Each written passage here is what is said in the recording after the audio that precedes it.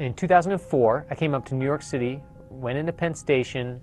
The man in front of me started complaining about the reception on his cell phone. We're 80 feet underground. He's bashing on his little device, and I'm thinking, you know, what we've forgotten, what you're forgetting, mister, is that this is a beautiful miracle. You're talking to somebody very far away with this little transmitter and this little receiver in this device, and we're forgetting that all around us, this electromagnetic radiation is carrying messages, and it's kind of an amazing thing. So I started a book. I wanted to try to capture the magic of hearing the voice of a stranger in a little device in your home.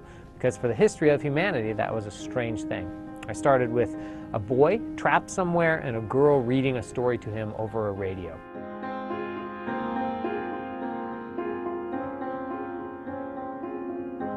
Then about a year later, I was traveling in France on book tour. I went to the town of Saint-Malo, which is on the northern coast of France in Brittany. I was walking around this beautiful seaside town, a walled fortress, the beautiful channel, the green waters of the channel breaking against the walls, and I told my editor, look how old this is, this medieval town, it's so pretty. He said, actually, this town was almost entirely destroyed in 1944 by your country, by American bombs. So I started researching a lot about the city of Saint-Malo. Immediately I knew that was the setting. That's where the boy would be trapped listening to the radio. Third piece of the narrative came about a year later when I started reading about what had happened in Paris in the invasion in 1940 when the Germans came in. The Germans came in, of course, they took over all the radio, but they also, with so many cultural treasures and natural science treasures in Paris, they had to be protected, and they had very short notice before the invasion. So they started packing up Rembrandts, they packed up Da Vinci's from the Louvre.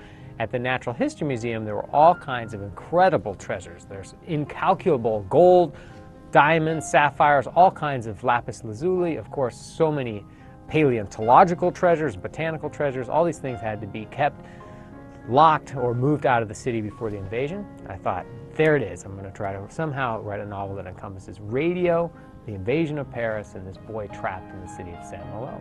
I moved primarily back and forth between two characters, a character named Marie Laure, who lives in Paris. Her father is the locksmith at the Natural History Museum in charge of an enormous amount of locks. As the Germans come in, he's in charge of getting out of the city with something that may or may not be an extremely valuable diamond. The other narrative, the main narrative that braids with Marie's, is of a German boy named Werner. He's an orphan, and he is very gifted with electronics. He falls in love with radios as a young boy. He finds his own way out by fixing a radio for a very important official. He thinks it's going to be a way out of the mines, but it turns out to be a very complicated way out. He ends up at a paramilitary school for Hitler Youth.